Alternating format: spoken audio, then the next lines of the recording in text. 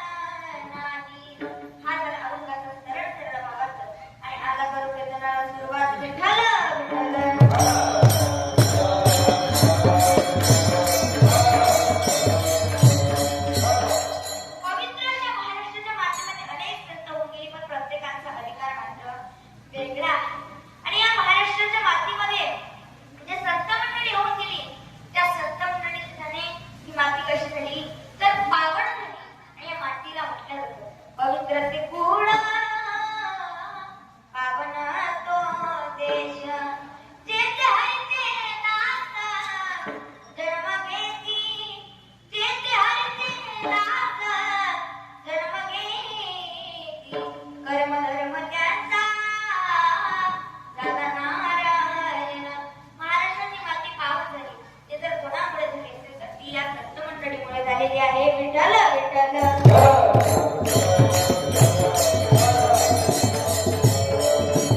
आणि याच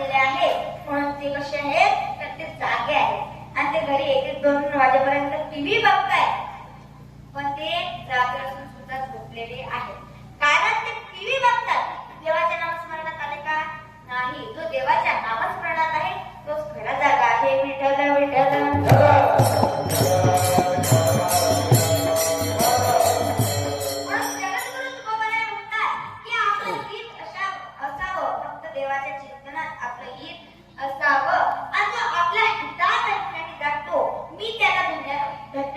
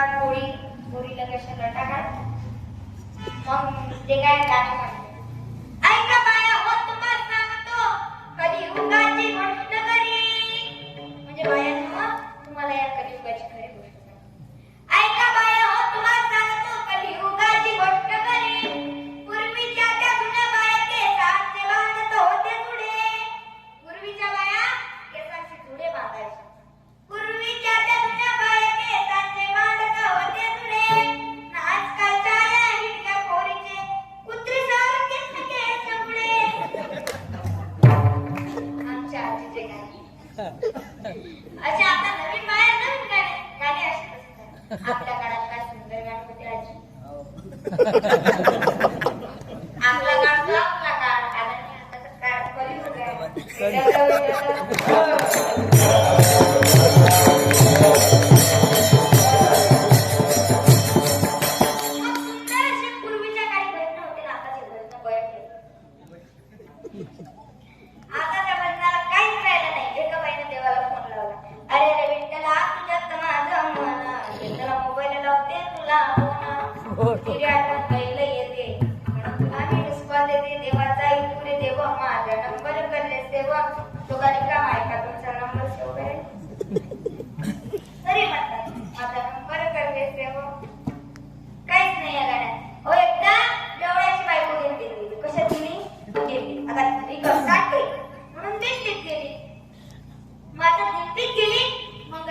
पाच जुन्या बाया होत्या.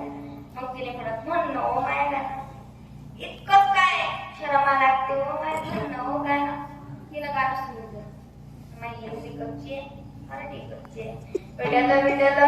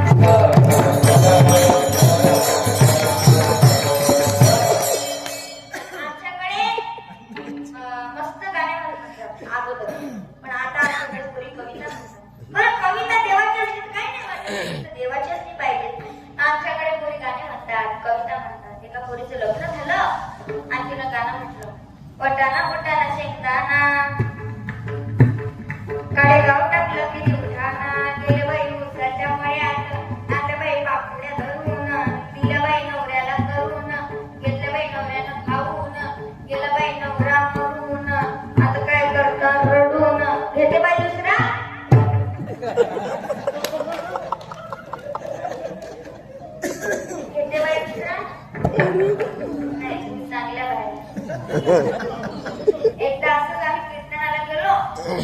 कविता म्हटली आणि बस म्हटलं घेते बाई दुसरा सगळ्या बाया म्हणायच्या आपल्या वाडीतल्या बाया आपल्या बाया नाही म्हणत आपल्या संस्कारी बाया विठ्ठल विठ्ठल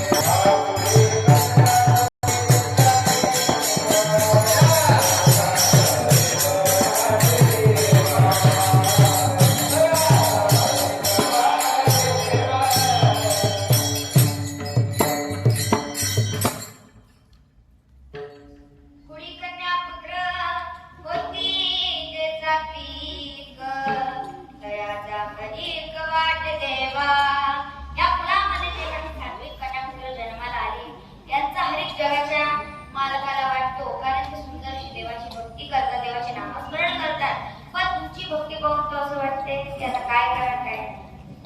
तुमच्या गाण्यातले शब्द वेगळे असतात, ते शब्दांचं काय करावं हे कळत नाही. बरं आता शब्द सांगते मी तुम्हाला. शब्द कुठे वापरावा, कसा वापरावा, केव्हा वापरावा, कधी वापरावा याची जाणीव माणसाला असली पाहिजे. मग आता एक शब्दाचं वाक्याचं सांगते आता तुम्हाला.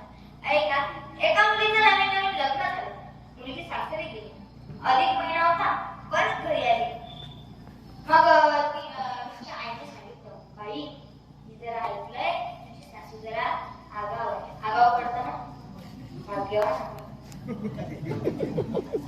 मी जरा ऐकलंय की तुझी सासू जरा आगाव आहे. मग आता आई म्हणे मी काय करू. म्हणे तुझ्या सासूने जर काही म्हटलं तर बस एवढंच म्हणायचं, हो सासूबाई बरोबर आहे. सासूबाई तुम्ही म्हणताय तेच बरोबर आहे आणि अगदी तेच केलं पाहिजे बघा. एवढा डायलॉग म्हणायचा, भांडण भेटून जात. आईने म्हणत ते ना मुलीने तो पाठ केला. मग मुलगी घरी गेली. आता घरी गेल्याच्या नंतर एका दिवशी सासूने सांगितलं, सुनबाई कारल्याची भाजी कर. कारल्याची भाजी केली. भाजी टेस्ट करून बघितली सासूबाईने, भाजी झाली कडू. मग आता कारल्याची भाजी एक कडू होणार आहे. आपल्या घरची कशी असते काय माहिती आता. मग भाजी झाली कडू. सासूबाईने सुनेला आवाज दिला, घोडे. काय म्हणे सासूबाई. म्हणे भाजी अशी करत असतात का, अशी नसतात करत, अशी करत असतात, तुला कळतच नाही. भांडण सुरूच होणार होतं. बस तिने म्हटलं, हो सासूबाई बरोबर आहे. सासूबाई तुम्ही म्हणताय तेच बरोबर आहे आणि अगदी तेच केलं पाहिजे बघ. भांडण मिटलं. सुनबाई तिच्या कामात लागली, सासू तिच्या कामात लागली. ते झालं. काही दिवसांनी सासू आजारी पडली आणि आजारी पडल्याच्या नंतर मग काय, आजारी पडली एका खुर्चीवरती बसून गेली. मग तिने सुनबाईला आवाज दिला, सुनबाई. सुनबाई जवळ, बोला ना सासूबाई काय झालं. सुनबाई हात पाय असे ठाण ठाण ठाण करताय. जेवण नाही वाटत आहे, खा नाही वाटत आहे, काय करू काही कळतच नाहीये. ते म्हणे, सासूबाई हातपाय दाबून देऊ का. नाही ग पोरी, असं वाटतंय की विष घ्यावं आणि मरून जाऊ. तिचा डायलॉग वापरला, हो सासूबाई बरोबर आहे. सासूबाई तुम्ही म्हणताय तेच बरोबर आहे आणि अगदी तसंच केलं पाहिजे बघा. त्यावेळेला सासूबाई बिमार नाही, तिनं घराच्या बाहेरच काढून देतात.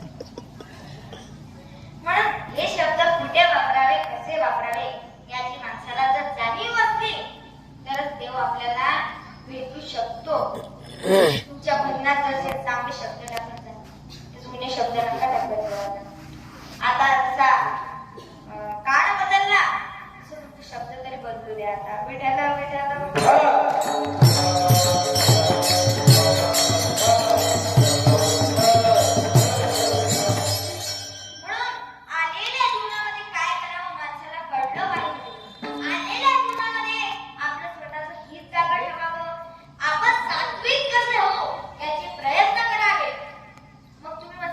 आई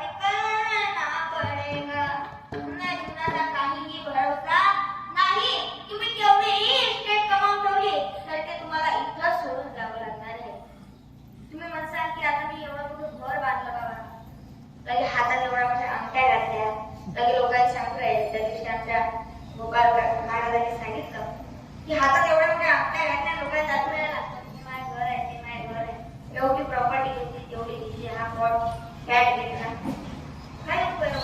ते काय नाही हो, 1 रुपया माझा 1 रुपया सोबत येत नाही हो. तुम्ही काय करते पडे आमच्या घरापेक्षा चांगली मोठी माळ घाला बरं, चांगली महागीची घाला लागलं असतं की माळ तुमच्या संग आहे, दुसरं काही येऊन राहिलं का नाही. म्हणून आलेल्या जीवनामध्ये संत मंडळी सांगतात तुमचं जीवन फक्त 4 दिवसाचं आहे, 4 दिवसात तुम्हाला जायचं आहे. देवाचे नामस्मरण आताच करून घ्या.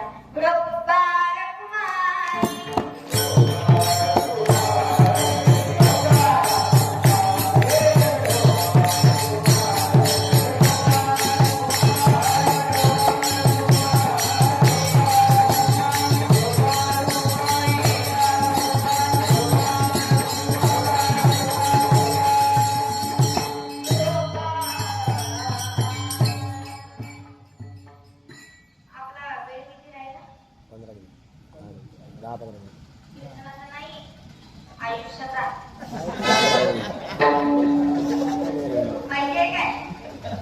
माहितीये? कोणीच सांगू शकत नाही की आपल्या आयुष्याचा वेळ किती राहायचा, कोणीच सांगू शकत नाही. म्हणून मी आताच नामस्मरण करून घ्या असं का म्हटलं? कारण काही सांगता येत नाही, कोणाचा खटका कधी देव काढू शकतो. मिठाला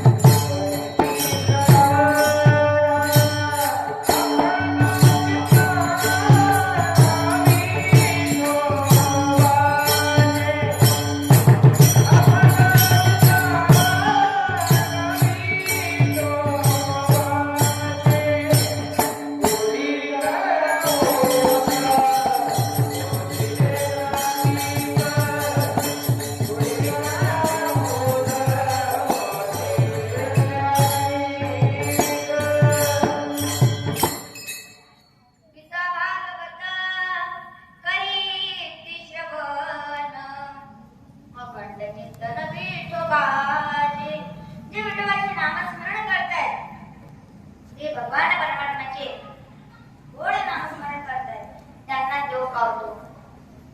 नाहीतर आज आम्ही कुठं गेलो होतो, मर्दनी मातेच्या मंदिरात गेलो होतो. काय नाटक करतात रे.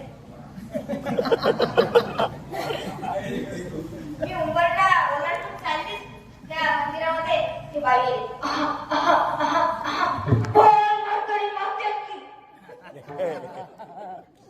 माझा तो जीव असा घाबरला, अंतर जायची हिंमत नव्हती होत. मग दर्शन झाले आणि मग परत तिथून आली ते. मग मध्ये तुळजा माते काय म्हणायची, तुळजा माता नाही पाहिजे घरात, तुळजा माता पाहिजे नाही, माता की जय.